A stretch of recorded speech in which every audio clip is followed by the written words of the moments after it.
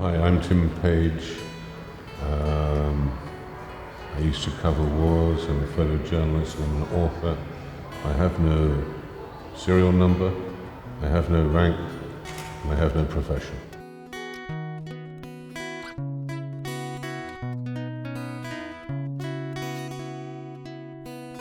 I suppose this part of the reason must be that Townsville has always had a large military presence. There's always been a certain amount of people from Townsville who've rotated to Indochina during the Vietnam War. And so to have something which is Vietnam hinged, if you wish, is a perfect cycle to the whole place.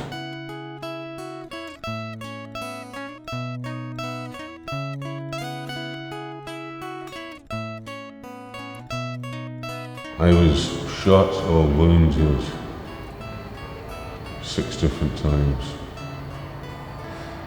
The last and most serious was when I got out of a helicopter to help GIs load 2 wounded blokes who'd been blown up in a bouncing Betty mine.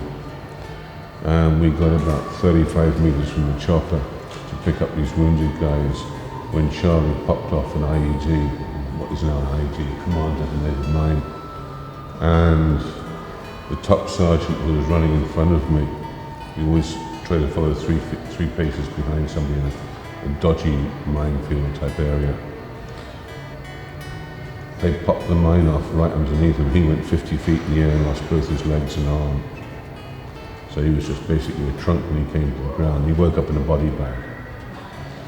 And I got a chunk of shrapnel about very big right in here, and they got me to hospital.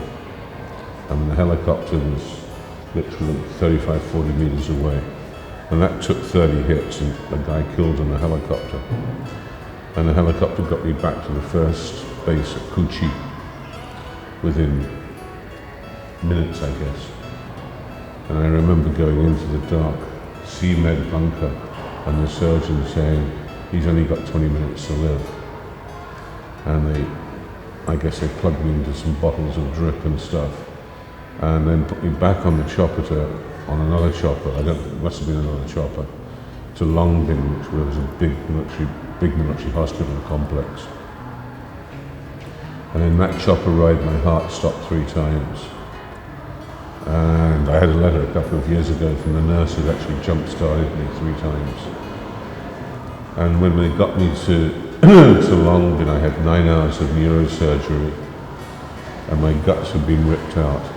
And I didn't realize at the time that the gut injury was worse than the head injury.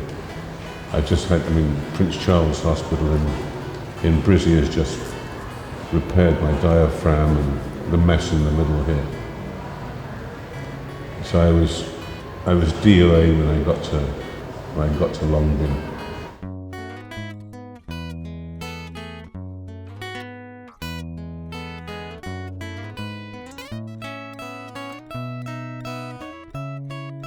The toss-up between the picture of the guys walking through the swamp coming towards you, or maybe one of the artillery pictures. I always used to think it was a doddle to shoot good artillery, that you just anticipate the bang and you've got a good picture. Actually, shooting artillery is a lot more difficult, to make a decent frame out of it.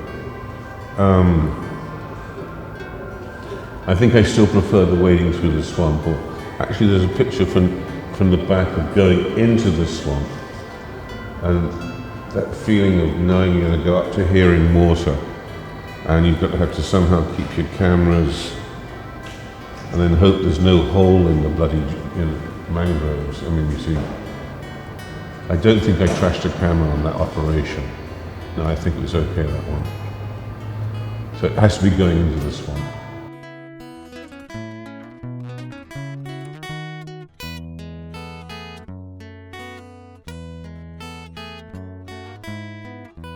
A friend of mine, Michael Herr, who wrote the book Dispatches, which I feature in, possibly the best book about the Vietnam War written book anyway. And Mike was employed by Francis Ford Coppola to somehow straighten out a 12-hour movie into a 6-hour movie, into a 3-hour movie, into a 2-hour movie.